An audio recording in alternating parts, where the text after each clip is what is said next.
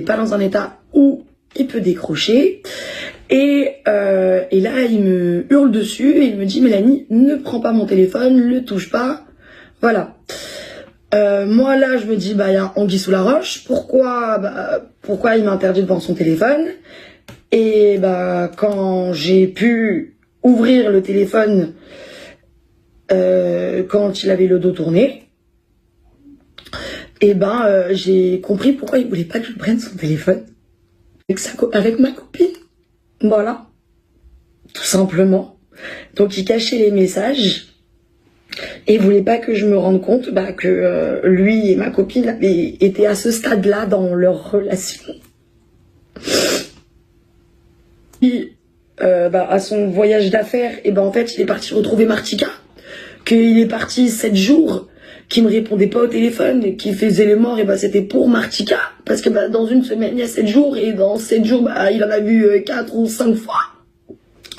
Donc c'est dur quand même, parce que moi j'envoyais des messages à ma copine à Monaco pour lui demander alors et tout, t'as des nouvelles, il fait pas de conneries, machin et tout, est-ce qu'il a quelqu'un d'autre? Elle me dit non t'inquiète, je le surveille, il est sage, il est calme.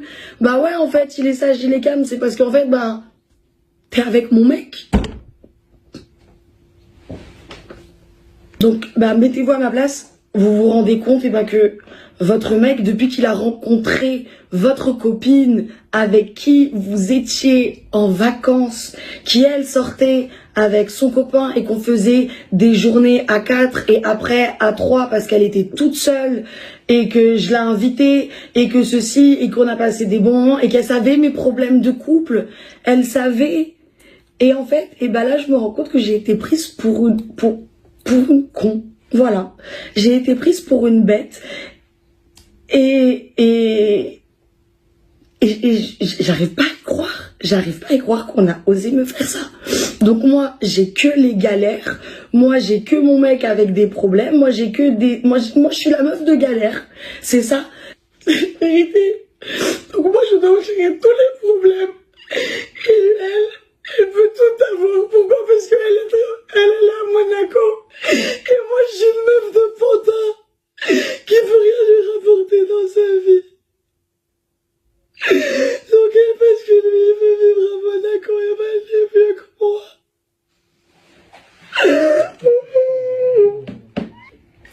Et en fait, je vois les messages où ma copine, elle lui screen, elle lui envoie les conversations que j'ai avec elle et qu'elle donne des conseils à mon mec de comment me quitter et est-ce qu'elle est là, et que je me rends compte que pendant qu'il était au restaurant avec moi, ce même restaurant c'était leur premier date et pendant qu'il est avec moi, il pense à elle et il lui envoie des screens et elle a dit elle est là, elle est pas là, et il reste au téléphone pendant 1 heure en FaceTime. Elle lui explique comment me quitter. C'est un délire. Elle croit que mon mec, il est gavé d'oseille, il est génial et tout compagnie. Mais est-ce qu'elle veut vraiment que je lui explique que c'est que de l'apparence? C'est que du mitonnage. C'est pas vrai en fait. Donc elle croit qu'elle peut me voler mon mec parce qu'il a de l'argent et que il va l'entretenir. Et non en fait. Non. Mon mec, il a aussi des dettes. Des dettes que je dois assumer, que j'ai assumé. Pourquoi? Parce que je l'aime. J'ai eu un problème. On a commencé à habiter ensemble dans un appartement. Bon, il y a eu les huissiers devant la porte. Au bout d'un moment, j'étais pas au courant. La première fois de ma vie, je me retrouve face à des huissiers. Écoutez, pour pas qu'ils prennent nos meubles, qu'est-ce que j'ai fait? J'ai appelé ma banque et j'ai demandé un crédit pour pouvoir honorer les dépenses de mon chéri. En fait, pour meubler notre foyer. Donc voilà pourquoi je suis restée, parce que quand t'aimes quelqu'un et que tu crois que tu vas te marier avec, parce qu'en vrai de vrai, ce mec-là, il m'a apporté une stabilité. Ça veut dire que j'avais plus de copines pour aller en boîte de nuit, j'ai un travail, je suis stable dans ma tête, machin et tout, j'étais tranquille. J'ai dit putain, enfin, vas-y, c'est fini la télé-réalité, je suis content, je retrouve une vie stable et tout, grâce à mon copain et tout, ceci, cela. Donc, voilà quoi. Donc, Au final, ben voilà, ma copine où elle me met, elle essaye elle drague mon mec, elle voit mon mec, elle lui envoie des messages, elle lui explique comment me quitter, voilà. Et moi, de l'autre côté, ben, je suis tétanisée. Ça veut dire que bah moi j'ai toutes les galères. Voilà, moi j'ai les crédits, j'ai mon travail, j'ai ma relation avec lui, c'est dur. Et en plus, et bah comme moi j'ai des moments de faiblesse, et bah on me fait ça. Et c'est dur de le voir en vrai, quoi. Tu dis, mais putain, à ce point-là, ils m'ont prise pour une conne.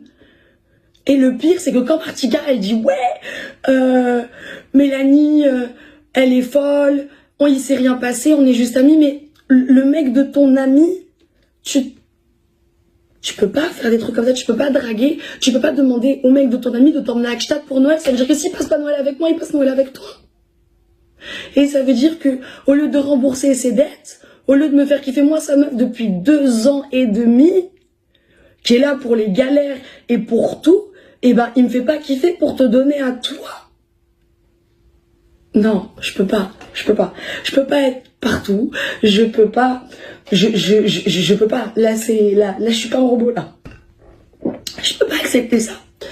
Et donc c'est pour ça que j'ai pris mes réseaux. Parce que bah, j'ai eu ce réflexe-là de prendre mes réseaux et de faire des vidéos. Il y a des choses qui ont dépassé ma pensée et que j'aurais pas dû dire. Mais c'est fait. Et en fait, je laisserai personne, surtout dans le cadre actuel, dans ma vie professionnelle et avec ce qui se passe pour moi, je ne laisserai personne me prendre pour une idiote encore plus longtemps en fait. Je laisserai plus. Ça y est. Je peux plus. Concernant, parce que j'ai vu quelque chose qui m'a dérangé, moi, dans mon éducation. Mais ça ne regarde que lui et sa mère. Moi, il y a des choses que j'accepte pas.